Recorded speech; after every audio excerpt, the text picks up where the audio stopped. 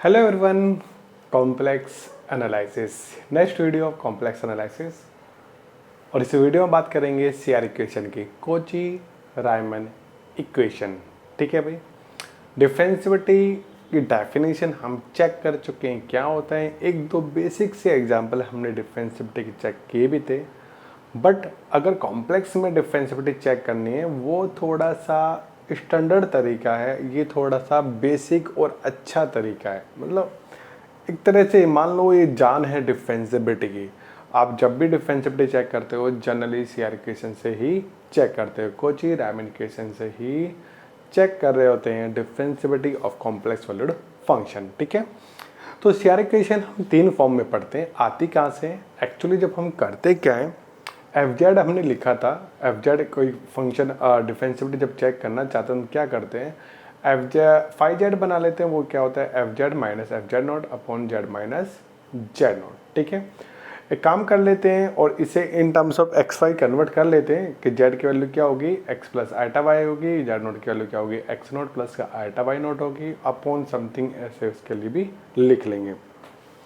फिर हम इसे विद रेस्पेक्ट टू एक्स और विद रेस्पेक्ट टू वाई ले आएंगे। मतलब विद रेस्पेक्ट टू एक्स जब ले आएंगे तो partial derivative with respect to x आ जाएगा, और विद रेस्पेक्ट टू वाई लाएंगे तो partial derivative with respect to y आ जाएगा। तो ऐसे ही करके वहाँ से सीआर इक्वेशन निकलती है। यूज करेंगे differentiability of function, limit exist करती है तो यूज कर लेंगे differentiability of the limit of function, और यूज करेंगे कि फंक्शन डिफरेंशिएबल है तो फाइव जेड की लिमिट एडजस्ट करेगी और वहाँ से बेसिकली आपकी सीआर इक्वेशन ड्राइव होके आ जाती है। मीन्स मतलब सिंपल सा ये है कि जस्ट केवल हमें यूज करना है, क्या यूज करना है, केवल और केवल डिफरेंशिएबिलिटी यूज करनी है। एफ जे फाइव जेड को in terms of x y लिखना है और आपका सीआर इक्वेशन जो बेसिक है x u x equal to v y and v x equal to minus u y आपकी ड्राइव हो जाती है। तो वहाँ से हम यूज करते हैं डिफरेंशिएबिलिटी। तो जब जब हम सीआर इक्वेशन की बात करते हैं तो हमें डिफरेंशिएबिलिटी की बात याद आती है, और जब डिफरेंशिएबिलिटी की बात करते हैं तो सीआर इक्वेशन याद आती है। मतलब अगर फंक्शन डिफरेंशिएबल है जेड नोट पे तो हमेशा क्या करता है, सीआर इक्वेशन सेटिस्फाई करता है। Means CR equation just a necessary condition for differentiability. ठीक है भाई, तो चलो इसे थोड़ा आगे लेके चलते हैं। तो अगर मान लेते हैं मेरे पास कोई भी फंक्शन है f z equal to u plus का आइटा वाई है, be a complex valued function.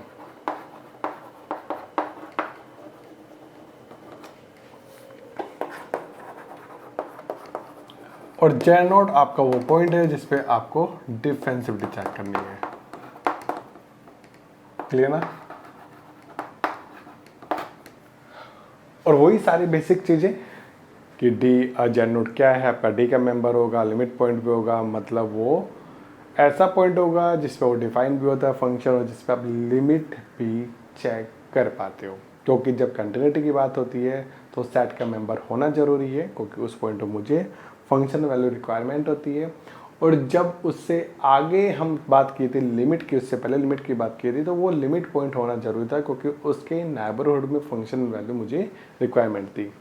जब हम डिफरेंशिएबिलिटी पे आते हैं एक्चुअली तो जेड नोट आपका दोनों तरह का पॉइंट होना चाहिए, लिमिट पॉइंट भी और सेट का मेंबर भी। क्योंकि हमें फाइव जेड की लिमिट चाहिए होती है तो भी सब लिमिट पॉइंट होना मस्ट है, और मुझे उस पॉइंट पे फंक्शनल वैल्यू की रिक्वायरमेंट होती है फॉर कंटिन्यूटी ऑफ फंक्शन, तो उस पॉइंट का सेट में होना भी जरूरी है। तो दोनों के दोनों होने चाहिए। मतलब वो मेंबर होना चाहिए डी का भी और मेंबर होना चाहिए डी डैश का भी। सिंपली डी बार में वो बिलोंग करना चाहिए। अगर ऐसा होता है तो उस पर हम डिफरेंशिएबिलिटी चेक कर पाते हैं। ठीक है ना? तो यहाँ से आता है then CR equation. CR equation हम तीन फॉर्म में पढ़ते हैं भाई। फर्स्ट क्या होता है आपका, यू एक्स इक्वल टू क्या आना चाहिए, वी वाई क्या आना चाहिए, and v x equal to क्या आना चाहिए, माइनस का यू वाई आना चाहिए at x not comma y not. ये इन टर्म्स ऑफ एक्स और वाई है। यू एक्स का मतलब क्या है, partial derivative with respect to x. U is a function of x y, क्योंकि यू हम जानते हैं u is a function of x y, v also function of x y. ठीक है ना?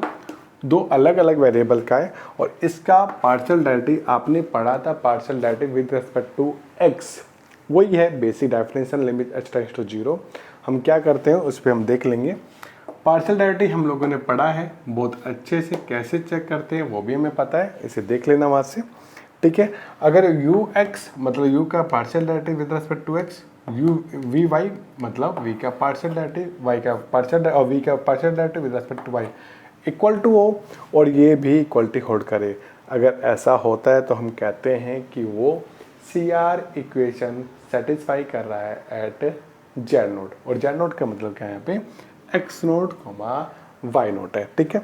और ये कौन सी फॉर्म होती है, ये आपकी एक्चुअली रियल फॉर्म होती है, कार्टेशियन फॉर्म होती है, ठीक है। कार्टेशियन फॉर्म होती है because in terms of x y आप इसे देखने के लिए मिल जा रही है, ठीक है। चलिए फर्स्ट तो ये होती है, ये फॉर्म है Cartesian form in terms of x y, in terms of x y, terms of x y, ठीक है।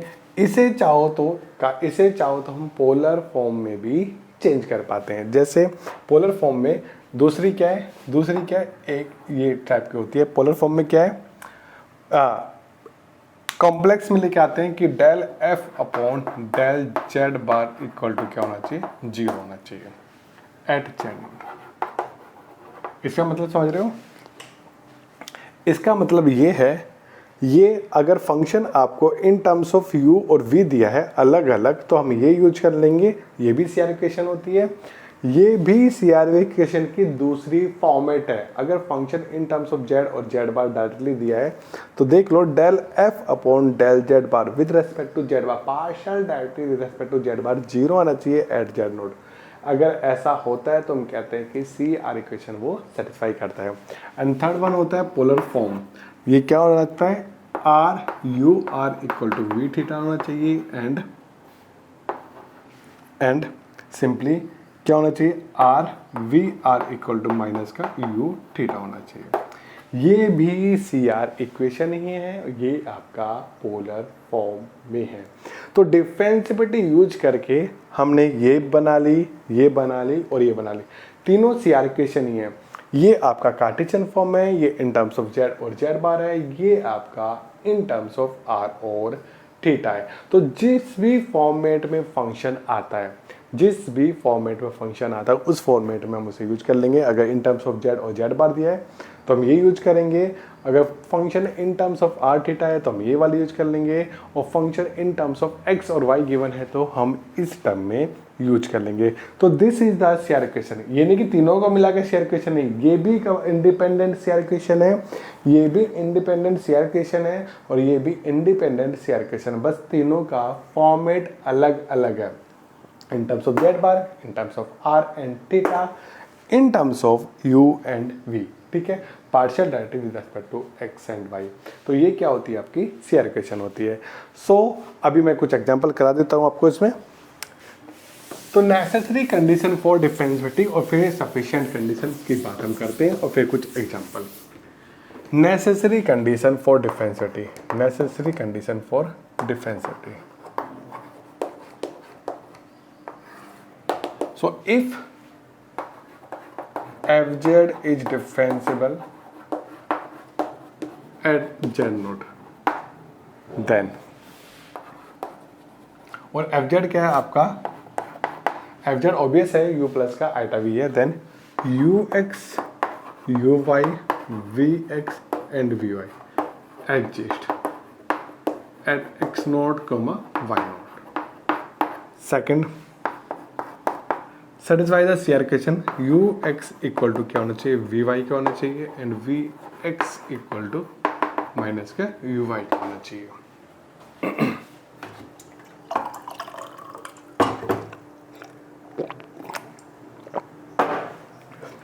तो अगर ऐसा होता है तो फंक्शन अगर डिफरेंशिएबल है जेड नेट तो वो ऐसा होता है, मतलब वो CR इक्वेशन सेटिस्फाई करता है किस पे, जेड नोट पे।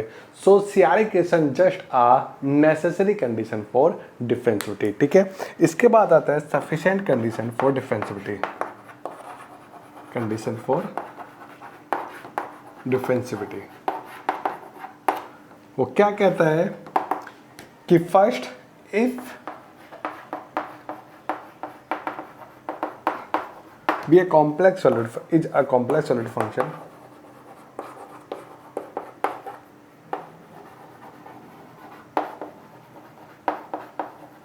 एंड जेड नोट सेम आपका जेड नोट मैं फिर से वही ले रहा हूं, जेड नोट आपका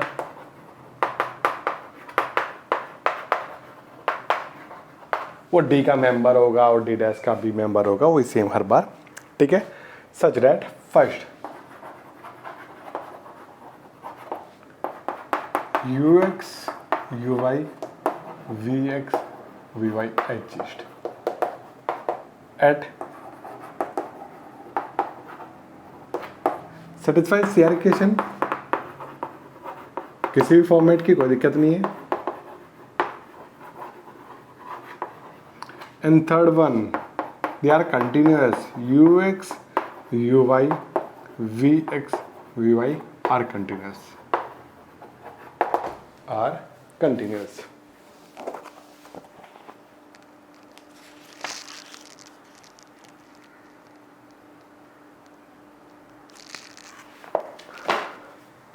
Then at obvious सी बात है x naught comma y naught पे then fz is differentiable at z नोट. This is the sufficient condition. if and only वाली कोई से नहीं है. अगर डिफरेंसिबिलिटी है तो ऐसा होल्ड करोगा, मतलब जस्ट नेसेसरी। अगर सफिशिएंट आपको बनानी है तो इसका जो दो तो सेम ही है, बट इसका जो पार्शियल डेरिवेटिव है ये भी क्या बन जाए, बस ये क्या बन जाए, कंटिन्यूअस बन जाए, कंटिन्यूअस हो जाए at x naught comma y naught. तीनों के चारों क्या हो जाए, कंटिन्यूअस हो जाए at x naught comma y naught. अगर ऐसा होता है तो फंक्शन क्या होगा, हमेशा डिफरेंसिबल होगा। तो इस सिंपल सा मतलब ये है कि जब भी हम डिफरेंसिबिलिटी चेक करना है चाहेंगे किसी भी कॉम्प्लेक्स सॉलिड फंक्शन को जो अननोन है, हम पहले ये फाइंड करेंगे CR equation in any terms और देखेंगे कि ये एग्जिस्ट कर रहे हैं नहीं कर रहे हैं और ये कंटिन्यूस है ये नहीं है। अगर ऐसा होगा तो हम कह देंगे कि फंक्शन क्या है आपका डिफरेंशिएबल है। क्लियर ना। तो ये आपका सीआर इक्वेशन होती है। पोलर फॉर्म को तो मैं कुछ आपको एग्जांपल दे देता हूँ। पोलर फॉर्म का याद करने का एक तरीका भी होता है, बस याद करने का तरीका ही है, प्रूफ नहीं है वो उसका, उसे भी हम बता देंगे। तो जैसे कुछ एग्जांपल की बात करता हूँ, सबसे पहले बेसिक सा example, f z equal to z z bar कहाँ डिफरेंशिएबल है, या जीरो पे चेक कर लेते हैं, is differentiable at z equal to zero, या किसी भी पॉइंट पे ये डिफरेंशिएबल है या नहीं है। तो सॉल्यूशन देखो, आप ये एफ जेड आपको दो फॉर्मेट में इजीली दिख रहा है, नहीं दिख रहा। या तो मैं एक काम करूं, इन terms of Z bar he satisfy करा लूं, सेकंड वाली या पहले वाली करा लो, दोनों से भी कर सकता हूँ। पोलर में अगर करना चाहोगे तो ऑब्वियस है इसे थोड़ा सा टाइम इसमें लगेगा, पर दो से डायरेक्टली हो जाएगा। या ऐसा भी हो सकता है कोई पे एक से जल्दी हो जाए, बाकी दो से टाइम टेकिंग हो सकता है। तो अगर मैं बात करूँ del f upon del z bar की, ये आएगा 1, नेवर 0, कभी भी 0 नहीं होगा किसी भी पॉइंट पे। तो CR equation is not satisfy at z equal to 0। This implies CR equation is not satisfied at z equal to 0. Clear ना? This implies कर रहा है fz is not differentiable at z equal to 0. और simply अगर मैं देखूं and del f upon del z bar equal to 1, never 0 for every z not belongs to C। ये कभी भी 0 आ ही, अभी तो मैंने पर्टिकुलर 0 के लिए चेक किया था, तो 0 पर चेक कर लिया डिफरेंशिएबल नहीं है, क्योंकि सीआर इक्वेशन सेटिस्फाई नहीं करता 0 पे, क्योंकि पार्शियल डेरिवेटिव क्या आना चाहिए था, 0 आना चाहिए था एट जेड इक्वल टू 0 पर कभी नहीं आ रहा है। ठीक है, अगर मैं थोड़ा सा और आगे चलूँ तो पार्शियल डेरिवेटिव क्या आएगा, 1 आएगा और सभी जेड नोट के लिए आएगा, क्योंकि जेड नोट पे डिपेंड ही नहीं कर रहा। क्लियर ना। इसका मतलब क्या है कि f z is nowhere differentiable, कहीं भी सीआर क्वेश्चन सेटिस्फाई नहीं करेगा, nowhere differentiable on C, ये पूरे सी के किसी भी पॉइंट पे डिफेंसिबल नहीं हो सकता, किसी पॉइंट पे डायरेक्ट नहीं हो सकता, कभी ये डिफेंसिबल नहीं हो सकता। क्लियर ना। तो इस फंक्शन की अगर बात करूं, इसे मैं दूसरे फॉर्मेट से भी करा सकता था। नेक्स्ट वीडियो में मैं और भी बहुत अच्छे एग्जांपल्स मैं देने वाला हूं, तो बने रहिए। और नेक्स्ट वीडियो में कुछ और एग्जांपल डिफेंसिबिलिटी के मैं लेके आने वाला हूं। ठीक है, तो मिलते हैं नेक्स्ट वीडियो में, जब तक के लिए बाय बाय।